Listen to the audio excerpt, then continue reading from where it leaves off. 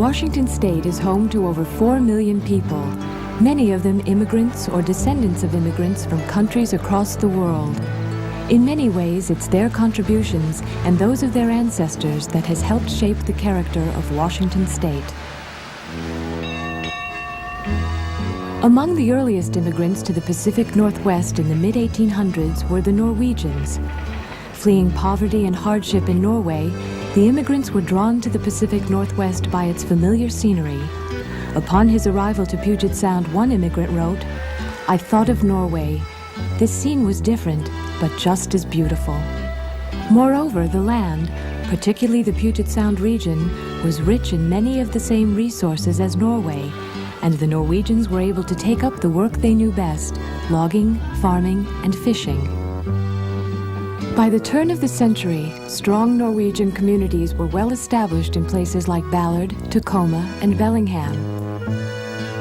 And although the immigrants had built new lives in a new country, they still took advantage of occasions like the 1909 Seattle World's Fair to celebrate their unique heritage. Just as the land drew the Norwegians to Puget Sound, it also drew another group of immigrants to eastern Washington, Hispanics, especially Mexicans. And it is here in the Yakima Valley that the Mexicans have made one of their most significant contributions to the growth of the state. It was 1941. Yakima Valley farmers were desperate to recruit new field workers to replace those they were losing to World War II. They turned to Mexico. With an informal agreement in place between Mexico and the U.S., hundreds of migrant farm workers were recruited for the journey north.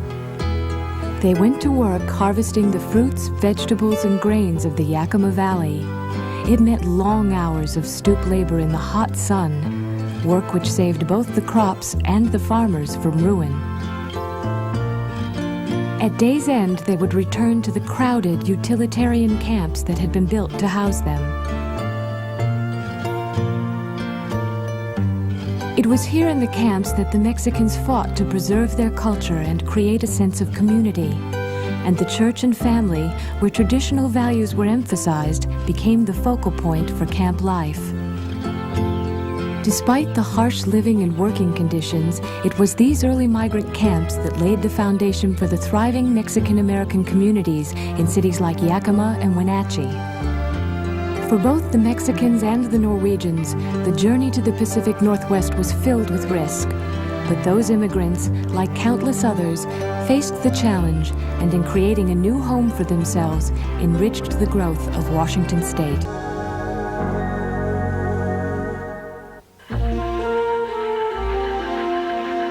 The farmlands of Washington State are among the most fertile in the country. The soil supports fields of wheat and vegetables, berry farms, and orchards. Some of the farms cover hundreds of acres, others just a few.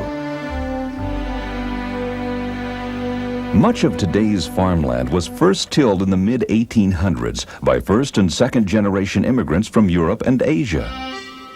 The earliest farming communities were small and isolated, but promises of abundant land were soon attracting entire colonies of European immigrants, including groups from Germany, Russia, and Scandinavia. The European immigrants settled throughout the Northwest, but many headed for the prairies of eastern Washington. There they took up what they knew best, grain farming. Some may have wondered at their choice of homelands. The land had been roundly cursed by previous settlers as grim desert country that even snakes and lizards shun. But many of the immigrants had farmed similar land in their old country and recognized its potential. They set to tilling the soil and planting the wheat they had brought from home. Eventually, their perseverance paid off. Both their crops and their small communities took hold throughout the Inland Empire. Today, the results of decades of backbreaking work can be seen every spring when the hills of the Palouse are carpeted with sprouting grain. In contrast to the expansive wheat fields of eastern Washington, the farms west of the Cascades are small, usually 2 or 3 acres planted with vegetables and small fruits. Many of these farms first blossomed under the diligent care of another group of immigrants, the Japanese. It was around the turn of the century when the Japanese immigrants first started farming in Washington state. It was a time of hope and success born of hard work. By the start of World War I, Japanese farmers supplied 3/4 of the region's fresh fruits and vegetables, and their produce stalls were a mainstay at the farmers' market in Seattle. But their labors have been interrupted over the years. They faced harsh immigration restrictions, repressive land ownership laws, and World War II internment camps. But whatever the hardships, the Japanese, like many immigrants, had firmly rooted their hopes for themselves and their children in their adopted country. One Japanese immigrant to Washington state farmlands may have spoken for many when she wrote, "Whirls of storming winter I tolerate, believing in spring to come again."